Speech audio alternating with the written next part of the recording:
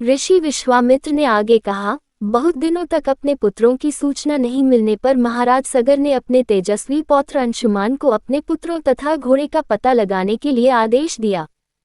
वीर अंशुमान शस्त्रास्त्रों से सुसज्जित होकर अपने चाचाओं के द्वारा बनाए गए मार्ग से पाताल की ओर चल पड़ा। मार्ग में मिलने वाले पूजनीय ऋषि मुनियों का यथोचित सम्मान करके अपने लक्ष्य के विषय में पूछता हुआ उस स्थान तक पहुंच गया जहां पर उसके चाचाओं के भस्मीभूत शरीरों की राख पड़ी थी और पास ही यज्ञ का घोड़ा चल रहा था। अपने चाचाओं के भस्मीभूत शरीरों को देखकर उसे अत्यंत क्षोभ हुआ। उसने उनका तर्पण करने के लिए जलाशय की खोज की, किंतु उसे कोई भी जलाशय दृष्टिगत नहीं हुआ। तभी उसकी दृष्टि अपने चाचाओं के मामा गरुड़ पर पड़ी। उन्हें सादर प्रणाम करके अंशुमान ने पूछा कि हे पितामह, मैं अपने चाचाओं का तर्पण करना चाहता हूँ।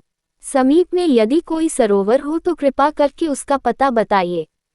यदि आपको इनकी मृत्यु के विषय में कुछ जानकारी है तो वह भी मुझे बताने की कृपा करें।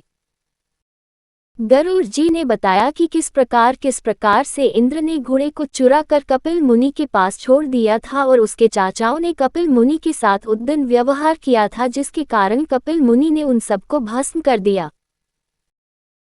इसके पश्चात गरुड़ जी ने अंशुमान से कहा कि ये सब अलौकिक शक्ति वाले दिव्य पुरुष के द्वारा भस्म किए गए हैं, अतः लौकिक जल से तर्पण करने से इनका उद्धार नहीं होगा। केवल हिमालय की ज्येष्ठ पुत्री गंगा के जल से ही तर्पण करने पर इनका उद्धार संभव है।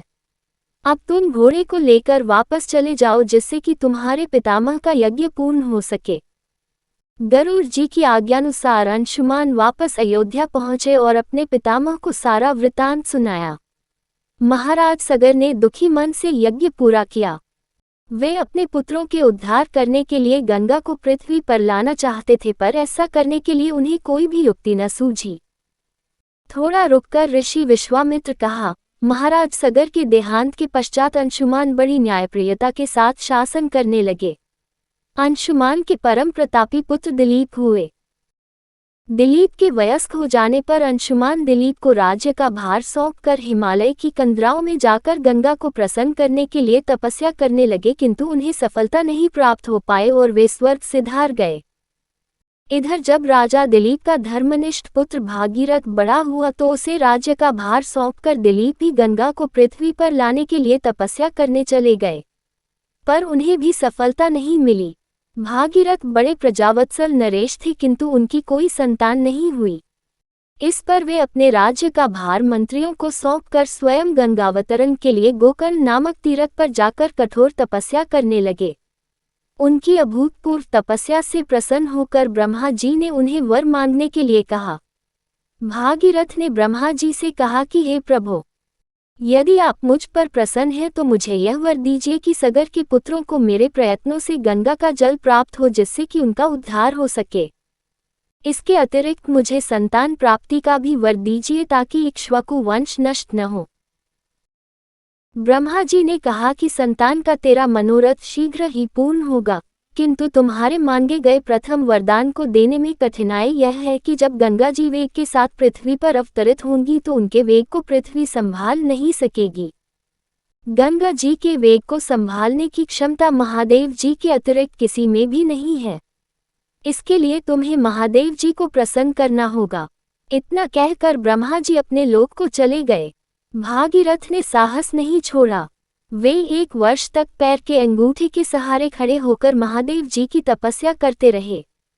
केवल वायु के अतिरिक्त उन्होंने किसी अन्य वस्तु का भक्षण नहीं किया।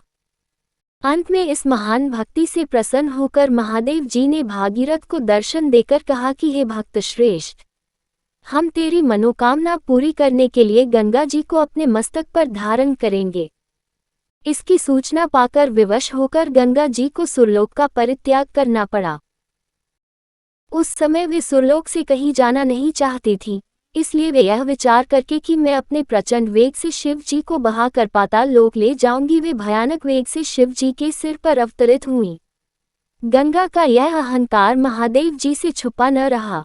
महादेव जी ने गंगा की वेगवती धाराओं को अपने जटाजूट में उलझा लिया।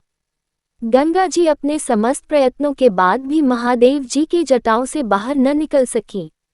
गंगा जी को इस प्रकार शिव जी की जटाओं में विलीन होते देख भागीरथ ने फिर शंकर जी की तपस्या की। भागीरथ के तपस्या से प्रसन्न होकर भगवान शंकर ने गंगा जी को हिमालय पर्वत पर स्थित बिंदुसर में छोड़ा। छूटते ही गंगा जी 7 धाराओं में बंट गईं। गंगा जी की 3 धाराएं हलादिनी, पावनी और नलिनी पूर्व की ओर प्रवाहित हुईं। सुचक्षु, सीता और सिंधु नाम की 3 धाराएं पश्चिम की ओर बहीं और 7वीं धारा महाराज भागीरथ के पीछे पीछे चली। जिधर जिधर भागीरथ जाते थे उधर उधर ही गंगा जी जाती थीं। स्थान स्थान पर देव, यक्ष, किन्नर, ऋषि मुनि आदि उनके स्वागत के लिए एकत्रित हो रहे थे। जो भी उस जल का स्पर्श करता था भव बाधाओं से मुक्त हो जाता था। चलते चलते गंगा जी उस स्थान पर पहुंची जहां ऋषि जहनु यज्ञ कर रहे थे। गंगा जी अपने वेग से उनके यज्ञशाला को संपूर्ण सामग्री के साथ बहाकर ले जाने लगी। इससे ऋषि को बहुत क्रोध आया और उन्होंने क्रोध होकर गंगा का सारा जल पी लिया। ये देखकर समस्त ऋषि मुनियों को बड़ा विस्मय हुआ और वे गंगा जी को मुक्त करने के लिए उनकी स्तुति करने लगे। उनकी स्तुति से प्रसन्न होकर जहनु ऋषि ने गंगा जी को अपने कानों से निकाल दिया और उन्हें अपनी पुत्री के रूप में स्वीकार कर लिया। तब से गंगा जाह्नवी कहलाने लगी। इसके पश्चात वे भागीरथ के पीछे चलते चलते समुद्र तक पहुंच गईं और वहां से सगर के पुत्रों का उद्धार करने के लिए रसातल में चली गईं। उनके जल के स्पर्श से भस्मीभूत हुए सगर के पुत्र निष्पाप होकर स्वर्ग गए। उस दिन से गंगा के 3 नाम हुए, त्रिपदगा, जाह्नवी और भागीरथी। हे रामचंद्र, कपिल आश्रम में गंगा जी के पहुंचने के पश्चात ब्रह्मा जी ने प्रसन्न होकर भागीरथ को वरदान दिया कि तेरे पुण्य के प्रताप से प्राप्त इस गंगाजल से जो भी मनुष्य स्नान करेगा या इसका पान करेगा वह सब प्रकार के दुखों से रहित होकर अंत में स्वर्ग को प्रस्थान करेगा। जब तक पृथ्वी मंडल में गंगा जी प्रवाहित होती रहेंगी तब तक उसका नाम भागीरथी कहलाएगा और संपूर्ण भूमंडल में तेरी कीर्ति अक्षुण्ण रूप से फैलती रहेगी। सभी लोग श्रद्धा के साथ तेरा स्मरण करेंगे। ये कहकर ब्रह्मा जी अपने लोक को लौट गए। भागीरथ ने पुनः अपने पितरों को जलांजलि दी। कथा समाप्त होने पर वे सब विश्राम करने चले गए।